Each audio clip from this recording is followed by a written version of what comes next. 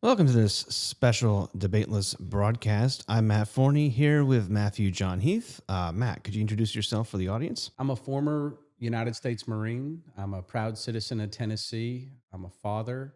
And my claim to fame is I was wrongfully detained in Venezuela for political purposes for 2 years. And currently, I'm the director of intelligence at forwardobserver.com. Which you should all go check out, by the way. Now, that's a pretty harrowing story, Matt. Tell us all about how you were a political prisoner. What happened? Yeah, so I was traveling through Central and South America. I ended up in Venezuela, and it's one of the countries around the world that Americans are at increased risk of wrongful detention. So, for political purposes, I was detained. I was accused of being a spy or a mercenary by the prosecutor general, Tarek William Saab of Venezuela. And then eventually, the United States actually traded the nephews of President Nicolas Maduro, who were imprisoned here in the United States for narco trafficking, and they traded for my release. Obviously, it was an obvious stitch up on their part. But Yeah. what was it like being and you were in prison for 2 years? Yeah, so for 25 months, and you're absolutely right. Let me give you just one example. So one of the charges that I was on trial for was treason, which anybody with an elementary education would say, "Well, Matthew, were you a citizen of Venezuela?" No, I've never been a citizen of Venezuela. I think we can tell that from just your accent there. Yeah. So that's just an example of the farcical kangaroo court trial that I had in Venezuela. There were some other charges, but the big one was treason, and yeah, it was really difficult. You can imagine a South American prison. People have seen it on TV, people have seen it in movies, and it's as bad as it looks. Yeah, I can imagine. Like the details of your case kind of remind me of like as you described Venezuela as a country where Americans are at risk of detention, unjustified detention. It reminds me of North Korea, like the case of Otto Warmbier, stuff like that. That is a great example. However, in the modern era, it's actually easier to get a wrongfully detained person out of North Korea. Before Nicolas Maduro was captured by Delta Force earlier this year, the United Go States. America. Go Delta, right? Yeah. So before the United States changed the government in Venezuela, we actually had better diplomatic relations with North Korea under Kim Jong-un, and President Trump have a working relationship. It was more difficult to get people out of Venezuela. Wow. Yeah. Like just because of the hostility of the regime there towards the U.S. Yeah, so a lot of people don't know this. When you think about Americans being wrongfully detained, some of the countries that come up, number one on the list, you would think would maybe be Russia, maybe be China. It was actually Venezuela. And again, until President Maduro was taken out of Caracas, Venezuela led the world in wrongfully detained Americans. Amazing. Now, I mean, can you go into more detail about what it was like to be a prisoner? Like, I imagine they were very unkind towards you beyond just the obvious aspect of you being wrongfully imprisoned. Well, the Iranians, the Russians, the Cubans, the Nicaraguans, these are all part of the axis of resistance. Mm-hmm. So the true believers in Venezuela, they hate Americans. Oh yeah. Yeah. So those people treated me very poorly. One of the main organizations that I had to associate with was the DGCIM. That's the DHCIM, and they're the domestic intelligence agency in Venezuela.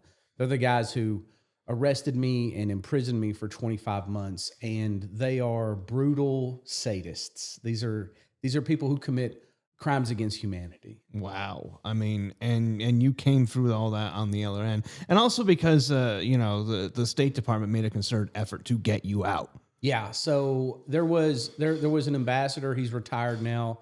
Ambassador Roger Carstens. He's a retired Special Forces colonel. He had his second career in the State Department. And he was the negotiator between the United States and, well, Ambassador Carstens negotiated all around the world. But in my case, he negotiated for my release, and we ended up trading the two nephews of President Maduro. Yeah, I mean, it's really great they got you out, and that's something that I think the U.S. does very well in terms Yeah. of getting wrongfully detained people out. I mean, even there was Otto Warmbier. I mean, it's a tragedy what happened to him, but we did get him out. Yes. There was Brittany Griner in Russia. I Yep. mean, maybe it's a little so, but still, it's good that we got her out. The U.S. government actually does this for its citizens, Yes. unlike certain other countries. Well, Brittany Griner was actually negotiated. The same guy that got her out was the guy that got me out. Wow. Yeah. So this guy sounds like an absolute pro. Well, his nickname's Captain America. So all the people that know him, we call him Captain America. He looks the part. Like I said, retired Special Forces colonel, and yeah, that's all he did was fly around the world and negotiate with hostile governments and terrorist organizations. That's his full-time job for him and his giant staff. So it wasn't just him. It's a team effort. Actually, there's a whole of government effort. There are hundreds and thousands of people in the U.S. government who are tasked with getting those Americans home. Yeah, amazing. And you wanted to segue into comparing this to the situation that's going on in the UK right now? Yeah, so Rupert Lowe's Restore Party just released the Rape Gang Inquiry Report, and it's a crime. It's another crime against humanity. There's tens of thousands, potentially hundreds of thousands, British children and women. And this has been going on across generations. It wasn't just a recent thing. This stretches back as far back as the 80s, possibly earlier. Who knows how far back it goes? Decades for sure. It's insane. It's enough to make your blood boil. And when I think about the 2 years that I spent in a Venezuelan prison, I think that I didn't have it as bad as the innocent people in the UK have it. I was in prison and my government was working to get me out of prison. The people in the UK, their government is working to oppress them and to keep them in an open air prison that is effectively the UK. You could say it's the world's largest open air prison. You could say that it's the world's largest open air prison. And I think we could broaden that to quite a few other countries in Europe. This is unfortunately not an issue that's unique to the UK. We see these issues it's in the news all the time. Spain, Italy, where in Europe is this immigrant crisis not an issue? Oh, yeah, it's an issue everywhere. And it's not just that. It's the fact that the governments, as you said, are actively participating in cover-ups. They're actively allowing this to go on. There's even theories that they're facilitating it, like these Pakistani rape gangs. I've heard the theory that they may be allowed to operate in part because, it's like a mafia operation where they have kickbacks with the police. They're deeply entwined in the political system, and that's why part of why the government did nothing about them, does nothing about them. Well, I don't have all the details at my fingertips. Rupert Lowe is just getting this investigation started, but what we can say for sure is that it is and continues to be a perversion of justice. It's a horrible crime, and my heart goes out to all the innocent people. Yeah, I mean, I haven't read through the full report yet, but what I did read was it's one of the most sickening things I've read in my life. I mean, I'm not going to repeat some of what it is. Everyone can go read it for themselves. Yeah, but it is stomach turning what happened to these girls. I have read the majority of the report. It's about 220 pages. It is, it's sickening. It's difficult. It's difficult to discuss in polite company. One thing you've been focusing on is, and also has been in the news, is the riots going on in Belfast. Any thoughts on that, Matt?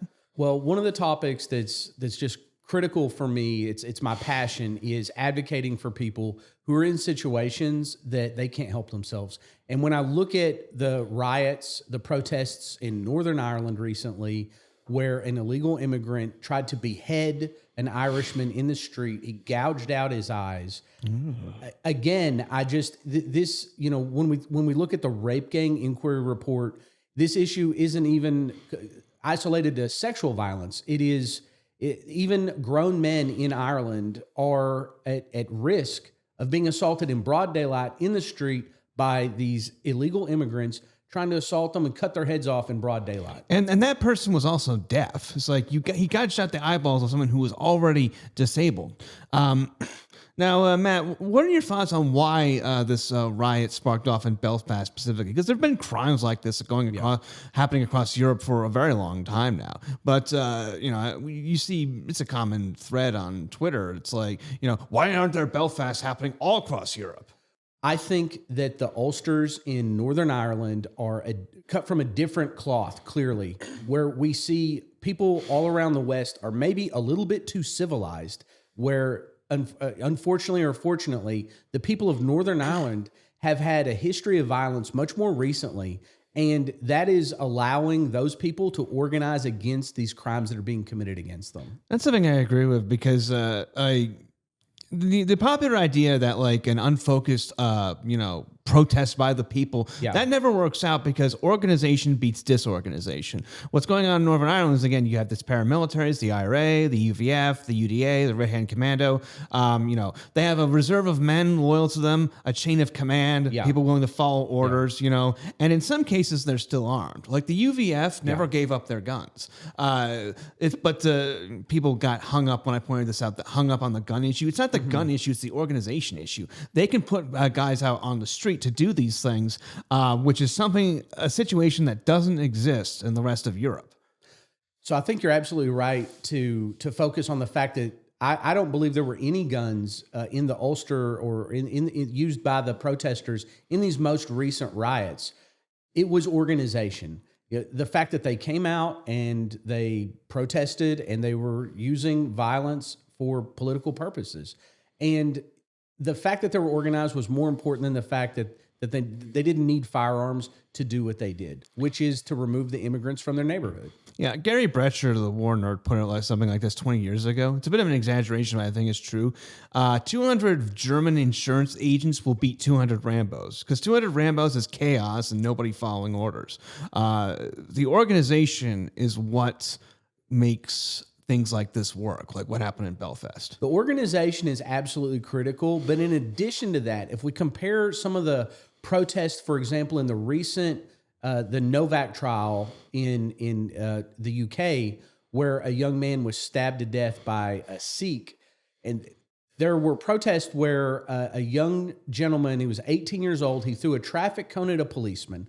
The traffic cone, first of all, had it hit a policeman, it wouldn't have caused any injury. But it didn't even hit a policeman. That young man was arrested, prosecuted, convicted, sentenced to 3 to 5 years in less than 2 weeks. Now, that speaks to the UK government's fear of these protests, but more importantly, it shows us the difference between the protest in Northern Ireland and the protest in the UK and more broadly in Europe. The Ulsters in Northern Ireland understand a little bit more about operational security. They came dressed all in black with face masks, and they understood that they needed to leave their cell phones at home to make it harder to identify them in these protests. Oh yeah, absolutely, and also the speed with which they did that, shows a lot of what's going on with these governments, including to a certain extent our own government. It's intentional. Yeah, I don't know how long it took for Henry Nowak's killer to be brought to justice, but it wasn't less than 2 weeks. I mean, we're just coming off here in Texas. Yeah. Carmelo Anthony's trial and sentencing, that took a year. We can see you can see that when these supposedly incompetent governments can suddenly get very, very competent when it comes to protecting certain interests. Yeah, these governments, they show you where their priorities are through their actions. So when it is something that is politically important for them, the arrests, prosecutions, convictions, and imprisonment move extremely quickly. When it is politically inconvenient for them, arrests just aren't even made. Yes, exactly. Now, moving forward a bit, biggest thing, another big thing in the news this week is the official end of the Iran war and the Memorandum of Understanding. What are your thoughts on that, Matt? Well, I think that a lot of people in the media, they make money from clicks. They get a lot of money from being running around with their hair on fire. At Forward Observer, I'm really proud of our analysis, our predictions on this from the beginning. Was that President Trump, at his core, is a deal maker. And that's exactly what was going to happen in Iran, and that's exactly what we have had happen. the United States is not going to destroy the world economy by stopping a significant amount of oil flows. So whatever was going to happen in the Strait of Hormuz crisis, it was going to be a deal. Now, reading over the MOU, I think first of all, we can say that President Trump, if he doesn't like the MOU, like Darth Vader, he can change the deal. Yes, people need to understand an MOU is not a finalized agreement. It's basically an agreement to make an agreement. Yeah. At the end of the day, I've seen Vice President Vance come out and say, what is, to the critics of the MOU, what is your alternative plan? We're going to bomb them forever. We're going to kill everybody. Of course, that's genocidal and insane.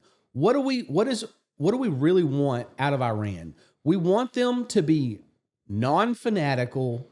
And one of the ways that this reliably happens in countries is you raise the standard of living for the majority of the population. Well, how do you do that? You incorporate them into the world economy. They have a lot of oil. They want to sell it.